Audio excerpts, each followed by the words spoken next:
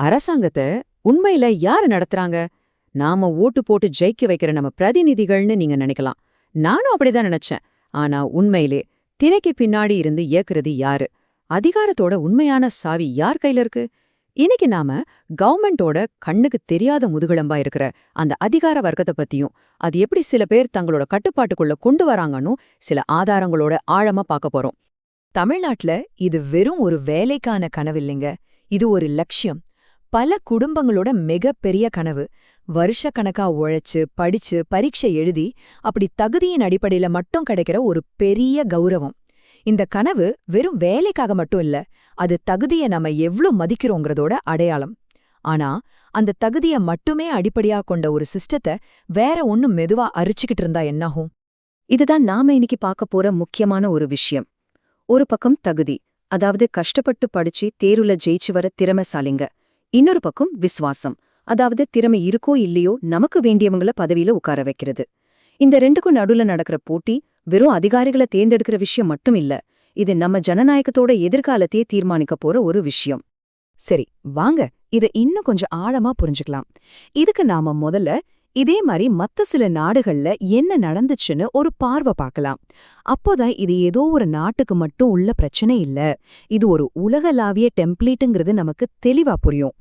அரசியல் விஞ்ஞானி அண்ணா கிரிமாலா புஸ்ஸே இந்த உத்திக்கு ஸ்டேட் கேப்சர், அதாவது அரசை கைப்பற்றுதல்னு பேர் வைக்கிறாங்க. இதுல ரொம்ப சுவாரஸ்யமான விஷயம் என்னன்னா, இவங்க சிஸ்டத்தை உடைக்கிறதே இல்ல, அதுக்கு பதிலா சட்டப்படியே இருக்கிற மாதிரி காட்டி அந்த முழு சிஸ்டத்தையுமே தங்களுக்கு சாதகமான ஒரு கருவியா மாத்திடுறாங்க. இது ரொம்ப நுட்பமான, அதே சமயம் ரொம்ப ரொம்ப அபாயகரமான ஒரு ஆட்டம். இதுக்கு துருக்கி ஒரு மிகச்சிறந்த உதாரணம். 2016க்கு அப்புறம் அங்க என்ன நடந்துச்சுன்னு பாருங்க. எல்லாமே ஆரம்பிச்சது அதிகார வர்க்கத்தை கட்டுப்பாட்டுக்குள்ள கொண்டு வந்ததுல தான். அது நடந்த உடனே ஒரு டாமினோ எஃபெக்ட் மாதிரி அடுத்தடுத்து எல்லாம் நடக்க ஆரம்பிச்சது. முதல்ல அரசு அதிகாரிகள் கண்ட்ரோல் பண்ணப்பட்டாங்க. அடுத்ததா கோர்ட்டோட சுதந்திரம் போச்சு. அதுக்கப்புறம் எதிர்க்கட்சிகளால சரியா செயல்பட முடியல. தேர்தல்கள் நடந்துச்சு, ஆனா அது ஆளுங்கட்சிக்கு மட்டுமே சாதகமா இருந்துச்சு. இதோட கடைசி விளைவு என்ன தெரியுமா? ஜனநாயக முகமூடி போட்ட ஒரு விதமான சர்வாதிகாரம். இப்போ நம்ம கவனத்தை இந்தியா பக்கம் திருப்புவோம். சில சர்வதேச ஆராய்ச்சி அறிக்கைகள் நம்ம நாட்டில் இருக்கிற சில ஆரம்பகட்ட எச்சரிக்கை அறிகுறிகளை சுட்டிக்காட்டுது. இது நாம ரொம்ப கவனமா பார்க்க வேண்டிய ஒரு பகுதி. இங்க ஒரு முக்கியமான விஷயத்த நான் தெளிவுபடுத்திடுறேன். அடுத்து நாம பார்க்க போறது எதுவுமே நிரூபிக்கப்பட்ட உண்மைகள் இல்ல. மாறாக சர்வதேச அறிக்கைகள் சுட்டி காட்டுகிற இப்படி நடக்க வாய்ப்பு இருக்குங்கிற அபாயங்கள் மட்டும்தான். நாங்க எந்த பக்கமும் சாயாம அந்த டேட்டாவை மட்டும் உங்க முன்னாடி வைக்கிறோம்.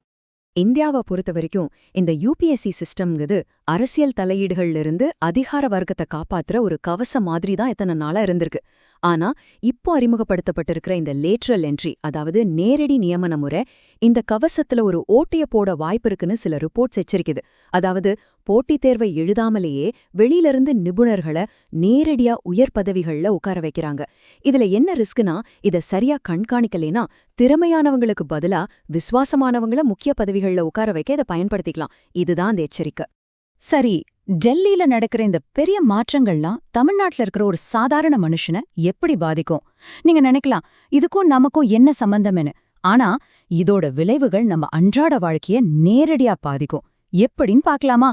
நம்ம மாநில சட்டமன்றம் நிறைவேற்றுற மசோதாக்களை கவர்னர் மாசக்கணக்கா கிடப்புல போடுறது, உங்க பேர் திடீர்னு வாக்காளர் பட்டியலிருந்து காணாம போறது, குறிப்பிட்ட சில அரசியல்வாதிகளை மட்டும் டார்கெட் பண்ணி ரெய்ட் நடக்கிறது, அரசாங்க நலத்திட்டங்கள் உங்களை வந்து சேர்றதுல தாமதமாகிறது.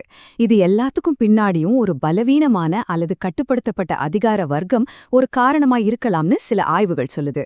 இதெல்லாம் ஜனநாயகத்தோட செயல்பாடுகள் மேல வைக்கப்பட்ட தாக்குதலாதான் பலரும் பாக்குறாங்க. இந்த நம்பரை பாருங்க. இது வெறும் ஒரு நம்பர் இல்ல, இது நம்ம ஜனநாயகத்தோட ஹெல்த் ரிப்போர்ட் மாதிரி. WeDemங்கிற ஒரு சர்வதேச அமைப்பு 2024ல இந்தியாவோட தாராளவாத ஜனநாயக குறியீட்டை 0.291ன்னு மதிப்பிட்டிருக்கு. இப்போ இதை நம்ம வரலாற்றிலேயே ரொம்ப மோசமான காலமான எமர்ஜென்சியோட ஒப்பிட்டு பாருங்க. 1976ல இதே குறியீடு 0.263 இருந்துச்சு. இன்னைக்கு எந்த விதமான அதிகாரப்பூர்வ எமர்ஜென்சியும் இல்லாத நிலையில நாம அந்த மிக குறைந்த புள்ளிக்கு எவ்ளோ பக்கத்துல இருக்கோன்றது நிஜமாவே நம்ம எல்லாரையும் யோசிக்க வைக்க வேண்டிய ஒரு விஷயம். சரி, இவ்ளோ நேரம் பிரச்சனைகளை பத்தி பேசிட்டோம். இப்ப தீர்வு என்ன? ஒரு குடிமகனா இந்த சிஸ்டத்தை பாதுகாக்க நம்மளோட பங்கு என்ன? தகுதியை மட்டுமே அடிப்படையா கொண்ட இந்த அமைப்பை காப்பாத்த நாம என்ன செய்ய முடியும்? இந்த முழு விளக்கத்தோட மையக் கருத்தே இதுதாங்க. தகுதிய பாதுகாக்கிறதுங்கிறது வெறும் யூபிஎஸ்சி தேர்வுகளை பாதுகாக்கிறது இல்ல. அது நம்ம ஜனநாயகத்தோட ஆன்மாவைய பாதுகாக்கிற மாதிரி. ஒரு அரசாங்கம் சரியா இயங்கணும்னா திறமையான, சுதந்திரமான அதிகாரிகள் தான் அதோட அச்சாணி. இதை நாம எப்பவுமே மறக்கக்கூடாது. சரி, பேச்சோட நிறுத்திக்காம நம்ம செயல்ல இறங்கலாம். இதோ நீங்க இன்னைக்கு செய்யக்கூடிய 3 சிம்பிளான ஆனா ரொம்ப சக்தி வாய்ந்த விஷயங்கள். முதல்ல, எலெக்ஷன் கமிஷன் வெப்சைட்டுக்கு போய் உங்க பேர் வோட்டர் லிஸ்ட்ல சரியா இருக்கான்னு உடனே செக் பண்ணுங்க. ரெண்டாவது, adrindia.orgங்கிற வெப்சைட்ல உங்க எம்எல்ஏ, எம்பியோட சொத்து விவரம், கிரிமினல் ரெக்கார்ட் எல்லாத்தையும் பாருங்க. மூணாவதா, இந்த லேட்ரல் என்ட்ரி நியமனங்கள் பத்தின டேட்டாவை அரசாங்க வெப்சைட்ல தொடர்ந்து கண்காணிச்சுட்டே இருங்க. ஏன்னா விழிப்புணர்வு தான் ஜனநாயகத்தோட சிறந்த காவல். தகுதியை காப்பும், ஜனநாயகத்தை வலுப்படுத்துவோம்.